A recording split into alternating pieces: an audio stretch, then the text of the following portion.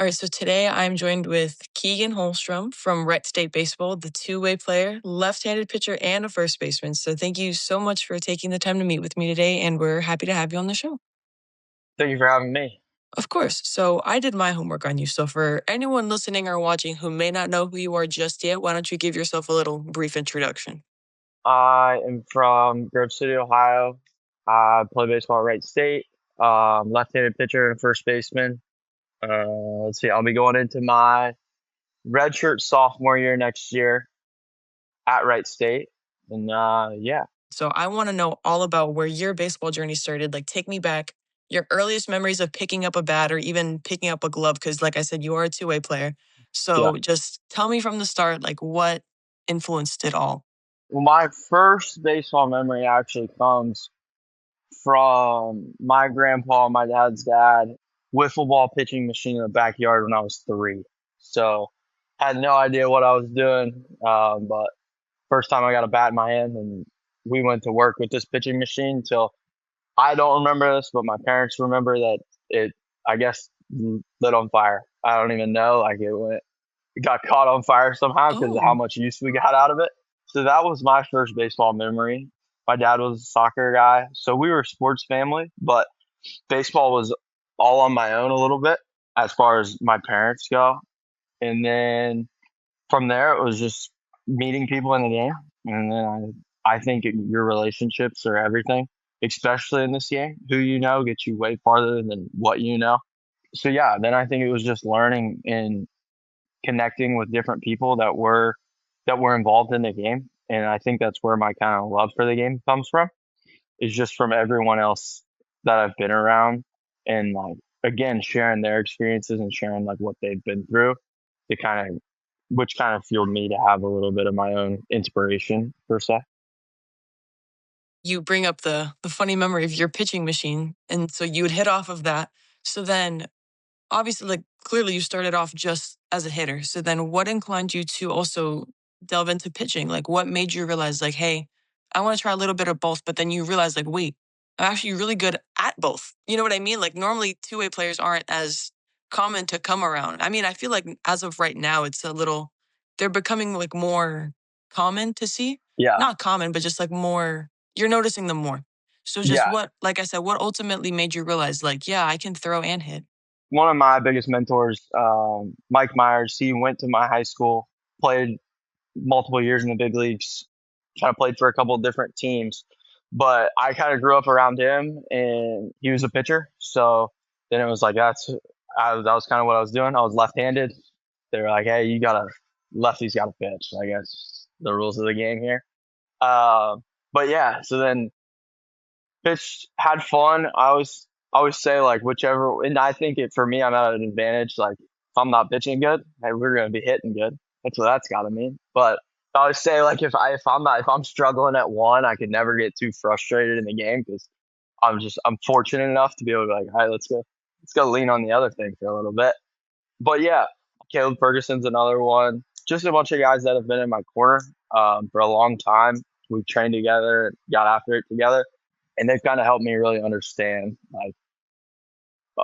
myself a little bit better and understand like, hey, like this is what you can do this. Like let's make it happen. What is there to do around Wright State? Like, what do you and your teammates do when there's not like practice or anything? Or like, how do you celebrate after a game? Like, what's something that you guys do as a team to like decompress and stuff like Yeah, that? it's a super small campus. We're really kind of by ourselves. It's kind of nice. It was the part for me that I liked, and some people do and don't like it.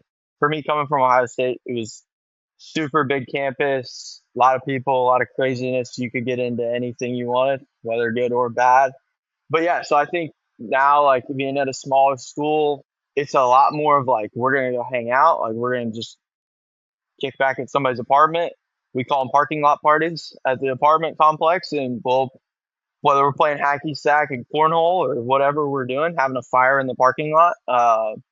But yeah, I mean, we just spend so much time with each other, and I think it's the reason that like this program has been so successful for so long. Is just because like, hey, it's a Friday or Saturday, and we don't have practice, and we're all just gonna hang out. Like we're just gonna be boys, and we're gonna we're gonna hang out, we're gonna grow together and be together. I think that's the most important part, especially now, like with the craziness of college baseball. We all know it's a changing landscape every year right now. Uh, just how often can we be together? How much time can we spend together? So important.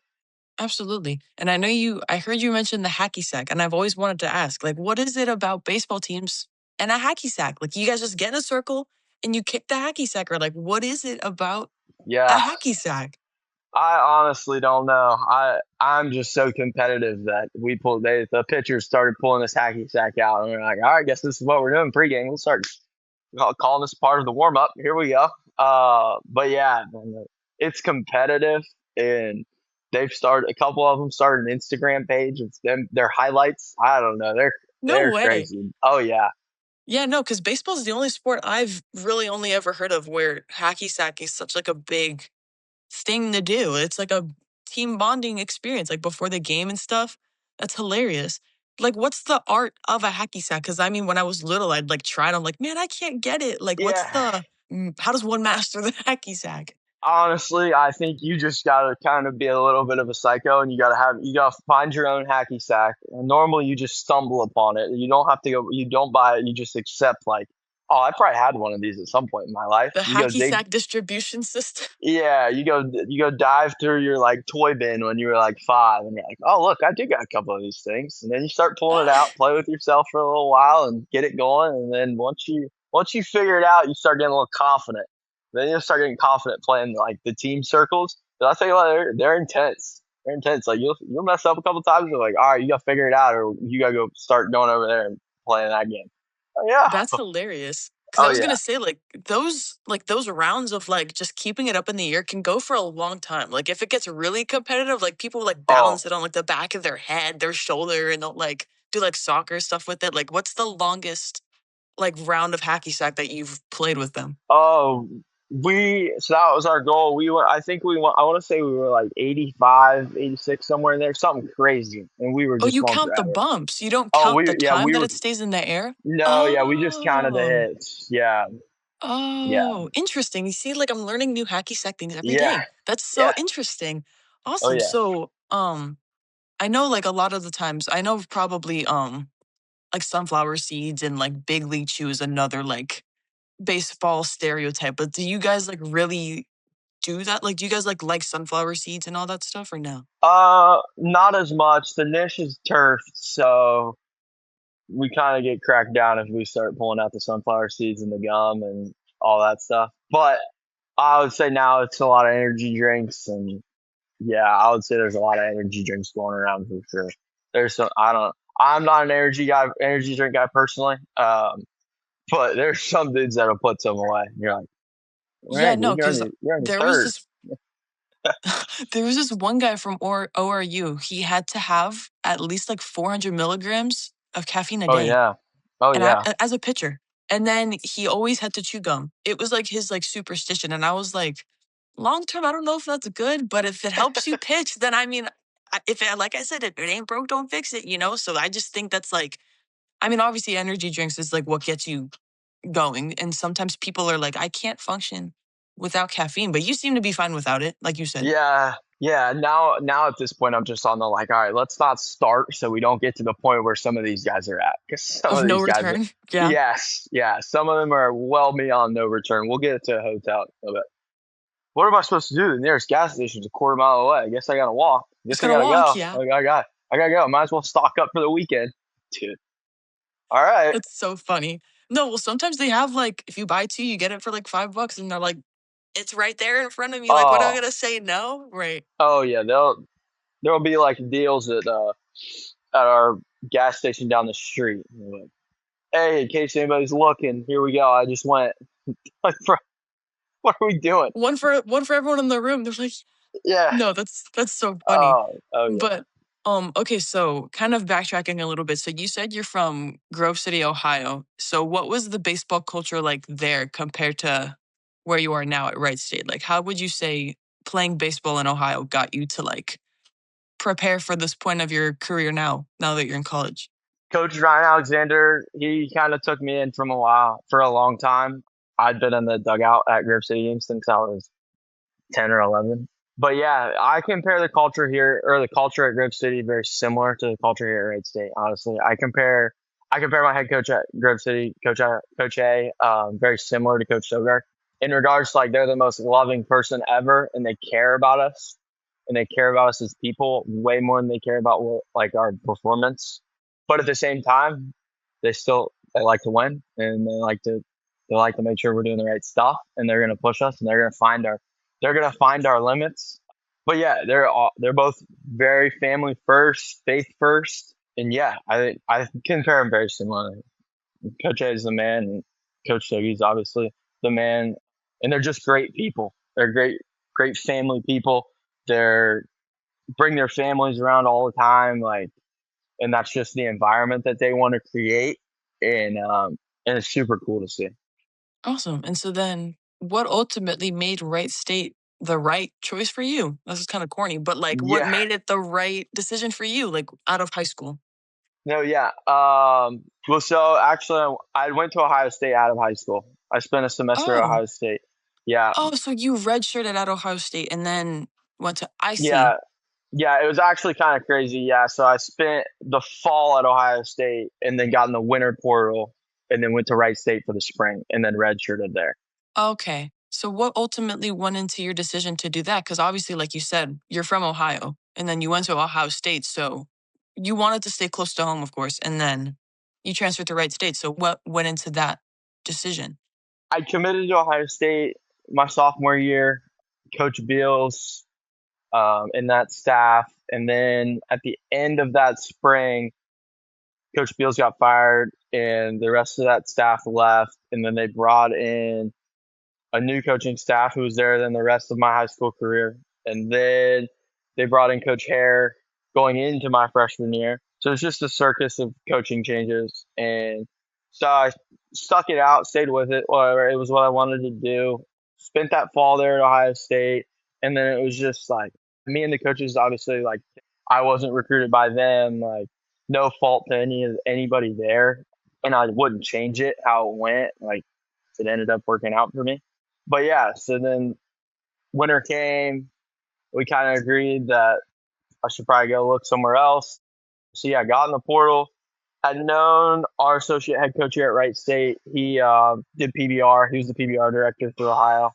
So obviously, it had a ton of relationship with him. We had hit together for a while growing up. So then once I got in the portal, officially was in the portal, he had reached out, went on a visit, really loved the campus, loved the like smaller feel, kind of like the tight knit like environment and that deal. So yeah, became a Raider, and then wouldn't change it. And the people are great. We have everything we need. Blue collar work mentality. Like we don't have everything, but we have what we need, and we're gonna get after it with what we have, and it's awesome. And there's no excuses for us, but at the same time, we're not going to be given anything either. And I love that. That was the big thought at our high school too. Was the same way of like, hey, like we're gonna have what we need to do. We're gonna get what we need, but we're not gonna do all the extra fluff per se. That we don't need. So that was what I liked for sure. Right. I noticed you also mentioned that you committed to Ohio State your sophomore year of high school. So baseball, I know the rule change like happened a while ago, but baseball's the only sport that I've ever seen or like since I've interviewed athletes where you can commit to a school so young. Yeah. Before even softball, you used to commit in middle school Oh to yeah. college. Like you didn't even make it to high school yet, and you're already thinking about college. Like I just thought that was so bizarre. So ultimately, obviously, what were you like 15, 16 years old your sophomore Yeah. year of high school? Yeah. So obviously making that decision at such a young age, mind you, you're like halfway through high school. And then you already have to think about like what you're gonna do for the rest of your life in the terms of like majoring in something while also maintaining or well, simultaneously like maintaining your athletics as a baseball player. So, how did you come to that conclusion so young? I mean, I'm sure your family helped you, like, was a big part of it, but Yeah. just getting offered so young from a Big Ten school is like obviously a lot to process. Like I said, at Yeah. 15, 16 years old. So, what was the recruiting process like for you at such a young age? Like, how did you navigate that? Again, kind of great. really good people around me that had been through it, that had seen it, that had been through that experience. And then I would just say, like, I thought that, well, one, you're 15 and 16. You're not as smart as you think you are. Yeah. You You think you have it all figured out? Oh yeah, yeah. You've never been wrong and you'll never be wrong. But yeah, and I like that coaching staff a lot. That was a great group of coaches. There's still a ton that are working now. Most of the assistant coaches are working in pro ball. But yeah, it was a great group of people, and they kind of put the people first. And that was the exact same thing I looked for when I got in the winter portal after my freshman fall. Was who was going to put me, who's kind of going to think of me as a human being and like be a person and like really worry about me as a person. And a little bit off topic, but like Sogi will have like meetings with us now, and this is kind of just like reaffirmed like everything that I thought when I originally committed to be a Raider was. And he'll have meetings, and it's like the last thing you are ever allowed to talk about in these meetings is baseball. Like it's all about like, hey, like how's your family? Like what are they up to? Like are they coming down? Like when's the last time you talked to them? Like how's everybody doing? Like how are you doing? Like how is stuff like that going? And I think it's just so important. And I think it's hard. I think it's hard to filter a little bit in the recruiting process. Obviously, everybody's trying to do their best pitch and their best. They want you to come there. They're going to tell you what you want to hear. But I think it's all about like sifting through it. And again, when you're 15 and 16, I don't think you're supposed to be able to. But yeah, I thought it was the right fit in that coaching staff, and I love that coaching staff.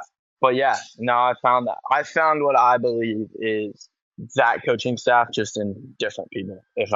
I don't know if I'm Right. saying that right, but Yeah. yeah, Yeah. Like yeah, you saw them in the new yeah, coaches or like yes. vice versa. Yeah. So I guess one piece of advice that you've been given throughout your playing career, whether it's from your mentors, like you said, like those coaches, or just anyone in your family, like that you keep with you to this day, like, can you think of something either like a family member or just a teammate, maybe even like just anything you've been told that's like stuck with you? I know a big one for most baseball players is like being where your feet are, but just like something that kind of changed your trajectory on the game, like changed your mindset. Never to let somebody put restraints on you. Never let somebody kind of tell you one way or another how things are going to be. It's all about kind of what you do yourself. My fall at Ohio State, and again, like no fault to the coaching staff there, like that was what they saw me as, and but all I did was pitch. I didn't hit there. I didn't have a bat. I pitched on through a bullpen on Tuesday and pitched in live scrimmage on Friday. So then I think that was the most important thing was when I got back in the portal was, and that was honestly the first thing Coach Chiero had said to me was, "Hey, pick that bat back up. Let's go. Like, let's get back to work." It's so easy for somebody like to tell you one thing or like, "Hey, like this isn't you. Like this isn't you," and you. That's all you can think about, and that's all you start to consume yourself with. But yeah, I would just say like, don't ever let somebody try and answer that question for you. Don't ever let somebody try and answer the question of like, what, who are you as a player? Who are you as a person? Did you have like a welcome to college baseball moment in the sense of like, this isn't high school anymore? Like, this is like the real world type of baseball.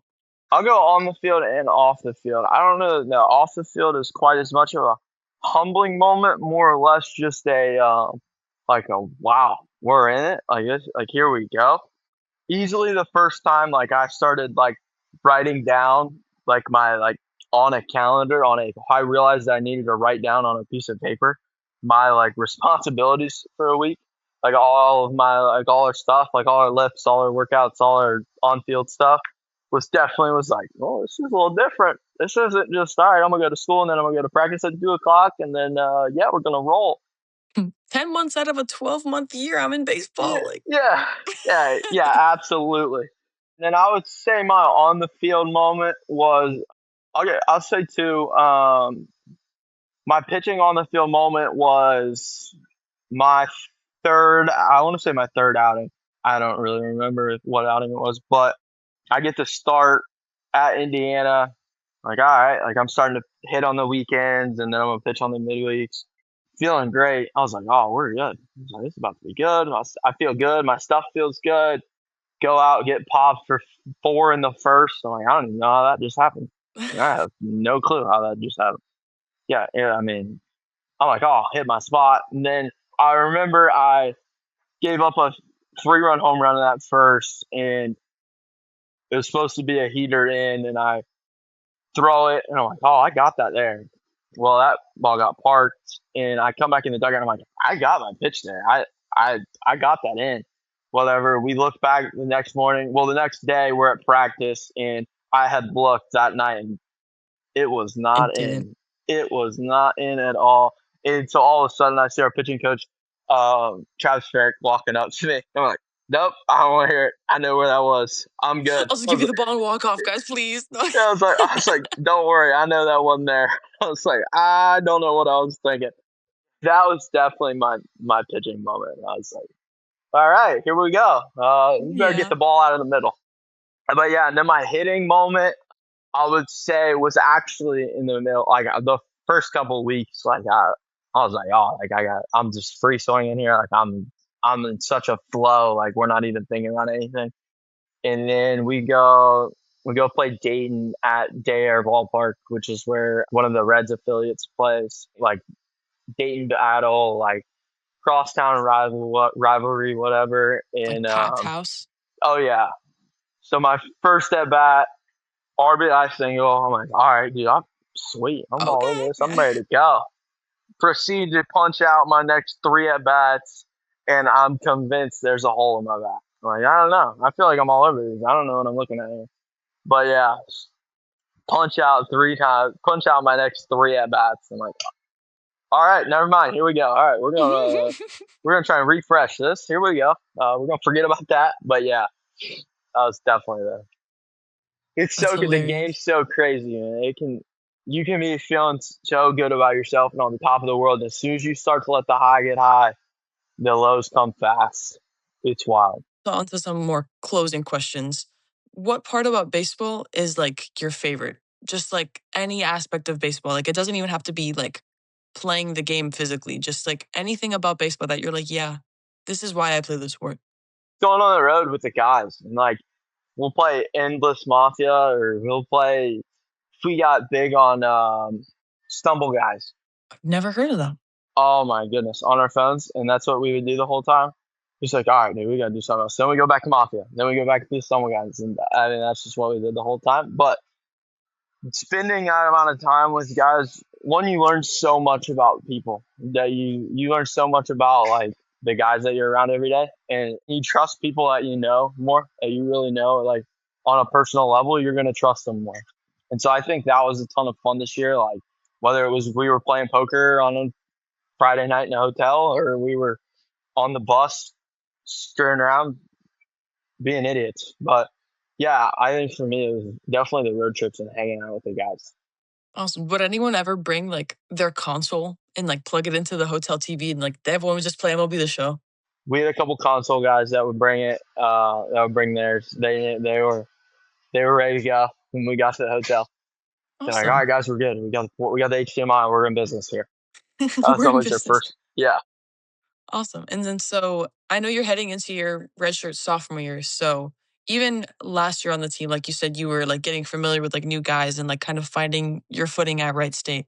But who was an older guy on the team that you kind of saw yourself in and why? we had a lot of older guys that had been through some stuff. That had seen some struggles and seen some down years and up years. I'll give you 3 examples off the top of my head right now. He was one of my roommates this past year. He was a transfer senior who was a little bit of that, like a little psycho in a sense, and he knows this, so I can say this. But he was a little bit of the like he was the relentless, like I'm gonna figure it out. Like we're gonna keep pressing and we're gonna figure this out. Like he was a little bit of the freak out, like if things weren't going right, but he was always on the mind of like how can we help the team? What do we need to do? Like how like we need to start winning. We need to win. We need to win some more games. Like let's figure it out. Let's press this issue. So I think he was definitely a good role model for me, a good guy to be around. He's been places like he went to a JUCO for a couple of years, went to a Division 1 for a year, and then ended up at Wright State. And this was his best year, his college career. And I think seeing that and like seeing his process was super cool for me because he's obviously like West Coast guy. He's a Cali guy, chill mode. And then they're like, we step in the lines and he flips the switch. Another one is Zach Butler. He was our catcher this year. Again, same deal. Senior, transferred in from a Division One, about spent some time at a JUCO, and he was kind of the opposite. So he was kind of the laid back, like he never let the game speed up and was always just in control of himself, which I think is really good and really important for a catcher in general. Just seeing him, like, you got to manage some crazy different emotions from pitchers. They're all different ends of the spectrum. But yeah, I think seeing him going about his business too, and I think he was very free in what he did, and he never was pressing. He was never freaking out. Like, he always let the game come to him. And then the last one would be our third baseman this year, who I spent a ton of time with. I was playing first base. We got really close. Patrick Fultz, same deal, senior. He had been a Raider all 4 years, I want to say. I think he was there for 4. But yeah, came in from the A1, is really good, super good, and it was like he'll go down as one of the most memorable Raiders for sure. And he took me in from day one. Him, and there was a couple other guys too, Nate Shaw, Garrett Peters, Boston Smith, all those guys. But me and my current roommate, we came in at a strange time. Not many guys come in during the winter, and they took us in right away. And we were considered gray shirts that year because we were over the 40 man or whatever, so we couldn't practice or anything like that. And they always made sure we were included. Like, they took us in right away. Hey, what can we do? Hey, how can we help? Like, where are you guys at? What are you guys doing? And so I think that group of people will be a group that I'm always forever grateful for and indebted for, because they kind of took me in when I was honestly kind of at my worst. I was down on my luck. I was like, what am I doing? I was trying to figure myself out. It was the first time really like living on my own, cooking for myself, figuring out life, like doing that type of deal. Like, Mm-hmm. and those guys made sure that we were good. They took care of us. And Pat's been a leader. Pat was a leader on that team last year, and leader for the 3 years he was there before. But he never put himself above anybody else. He was always the guy. If somebody went and watched one of our practices, you'd have thought Pat was like the freshman that was doing all the duties that nobody wanted to do. That was just how he operated. And I think that was one of the biggest takeaways for me, was just watching him go about his business, knowing that he was the fourth year, like he was in his last year, like he had no business to be doing some of the stuff, some of the duties that he was doing. Like, hey, like, Pat, put the bucket down, man. Like, we have to take care of it, whatever. But he was like, no, Mm-hmm. that's not what we do here. And I think he did a great job establishing that culture for me. Awesome. Yeah, you're the one athlete I've interviewed that's had multiple people to answer for that question. So I think Yeah, that's also very like it's very like wholesome in a way that so many people were so willing to take the newbie. I guess that's like what yeah, like you were at the time. Like they took like the new guy under their wing and we're like, you know what, like we're gonna make him feel included. yeah, We're not gonna give him the freshman treatment. You know what I mean? Or like the yeah, rookie yeah, treatment, I guess you can say, because you were like that was your technical yeah. freshman year. No, yeah, But so now that you're entering your redshirt sophomore year, so what's something you want to take from last season and then like work on it in the off season and then translate it into this upcoming season? Because yeah, it seems like there's a long way to go until the season starts, but really fall starts in a month. yeah. Like, isn't that insane? It's coming quick. Yeah, I got a week left on vacation, and I'm like, all right, we gotta get back to work. Like, I gotta get Yeah, back to right. doing stuff. Um, but yeah, no, I think for me, like on the field, it's managing better, managing my workload a little bit better. I think this year playing both, like it does take a toll on you. I think I was kind of ignorant in a sense to it a little bit in the fall, and just like, like I'm good, like I've done this my whole life, like whatever, we'll figure this out. And it's a different animal, but at the same time I wouldn't change it, and that's how I want it to be. And I like it that way, and I like doing both, and I want to do both, so I'm gonna figure it out. But at the same time, it's understanding, like, like, okay, let's understand where to cut back, and let's understand where to go. Like, so I think for me that's a big one. And then I want to be a little bit better of a leader this year. Obviously, it's tough being a young guy. It's not your place to a sense, but yeah, I think just getting in there and like making sure that everybody is again the same way I felt when I got there. Like everybody's connected, everybody's involved. Like don't feel like you're the odd one out. Like come on, hang out, like whatever. We're all sitting around the table playing cards, whatever. Come on over, like I'm like that type of deal. We got a goal. We have 3 goals every year of winning a championship or winning a regular season championship, winning a conference championship, and then go to which sends us to a regional. And we didn't accomplish that last year. And so I think there's a little fire burning in everybody that was here last year, just of like, what was that? Like that's not what we do. So yeah, we gotta get back to a regional, kick down the door, going to a super. I think it starts day one of the fall and making sure that we're all connected. Because a lot, I mean, what at the end of the day, at some point in the season, it's going to hit the fan for a week, and it's an opportunity for us to either bend or break. And if we're not connected and we're not tight as a group and we don't trust each other because we don't know each other, then we're going to break and the wheels are going to fall off. So I definitely think that's an important goal of mine to kind of make sure that we find a way to accomplish that as a unit. Awesome. Well, Keegan, thank you so much for taking the time to speak with me once again. And I wish you nothing but the best of luck on the season to come. And thank you for, like I said, being with me on the show today. Absolutely. Thank you for having me.